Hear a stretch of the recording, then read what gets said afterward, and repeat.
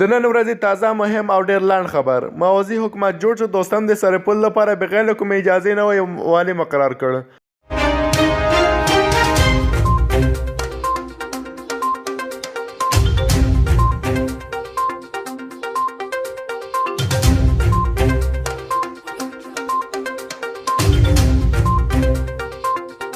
سلامونه ګران دوستانه، بیا هم ویډیو ته په خیر حالات کې چینل مې سبسکرایب کړئ، چینل ته سبسکرایب کوئ، په څنګه د غنټې نشان سره کلیک تاسو د مګر ویډیو تاسو زړه درورسېږي.